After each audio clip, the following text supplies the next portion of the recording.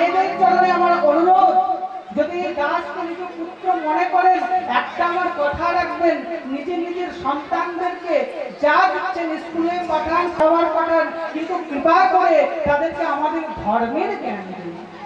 নিজেও শিখুন আর নিজের ধর্মের জ্ঞানটা পর্যন্ত দিন। যদি আজ আমরা না জাগবো, আর কিছুদিন পরে এই হিন্দুত্ব থাকবে না। আমি একা পারবো না, আমাদের সকলকে একজোট হয়ে হিন্দু ধর্মকে একত্রিত করতে হবে। আর এটা একমাত্র মা আর বাবা পারবে, যারা তার সন্তানদেরকে গীতার জ্ঞান দেবে, রামচরিত্র মানসের জ্ঞান দেবে, আমাদের ধর্মের জ্ঞান দেবে।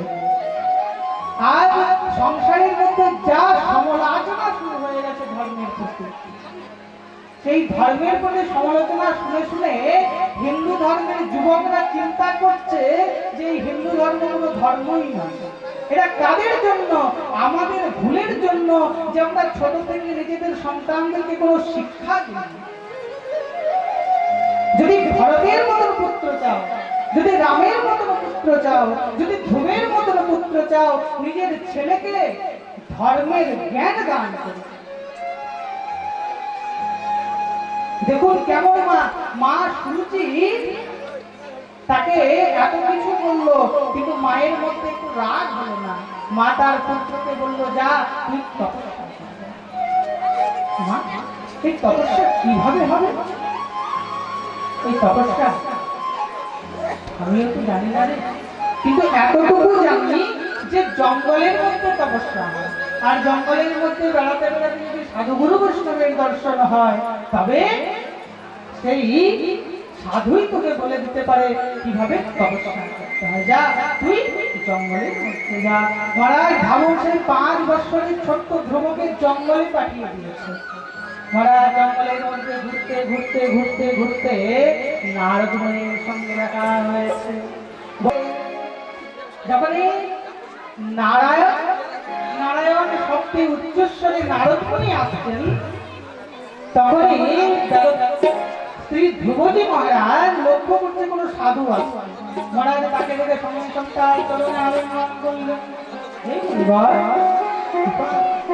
কৃপা করে আমাকে তপস্যা কিভাবে করতে হয় বলে দাও। প্রথমে তোমার পরিচয় দাও, কে তুমি, কোথায় তোমার বাড়ি? আমি হলাম মহারাজ তান্ত্রিক জ্যেষ্ঠ পুত্র ধ্রুব। আরে ধ্রুব, তুমি কম বয়সে তপস্যা করতে এসেছো, তোমার দ্বারা তপস্যা হবে না, তুমি ফিরে যাও। এই প্রভু, আমার থেকে তপস্যা হবে না? কেন হবে না? বলে তোমার এখন কম বয়স হলে যার প্রায় হয় তার 90ও হয়, আর যার হয় না তার 90ও হয় না। বলে যখন আমি প্রতিজ্ঞা নিয়ে এসেছি, তখন আমি আর বাড়ি ছেড়ে যাই। নারদ মুনি বলছে, না বাছা, তুই পারবি না, তুই ভালো। আচ্ছা বলুন তো মানে, আপনি কি আমার কথাকে, আমার যে অখণ্ড প্রতিজ্ঞাকে কি ভেঙে দিতে চান?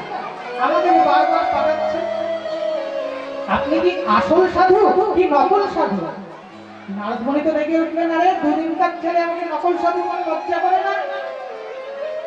রাগ করবেন না মুনিবার, যদি আপনি আসল সাধু হবেন তো আমাকে হরিকথা থেকে বিমুখ করবেন না। নারদ মুনি মনে মনে চিন্তা করলো যে এ একদম ভালোভাবে একদম মহারাজ তৈয়ারি করেছে, কি করা যায়? নারদ মুনি তাকে তুমি কার তপস্যা করতে চাও? বলে তপস্যা কি আবার আলাদা আলাদা করতে হয়? তুমি কার তপস্যা করতে চাও বলো?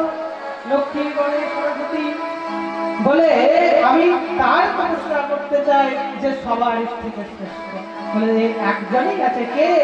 একমেব হরি সত্যম কারণম পদসেবনম।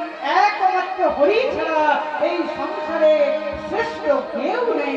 তার জন্য তপস্যা করতে হলে সেই হরির তপস্যা করতে হবে।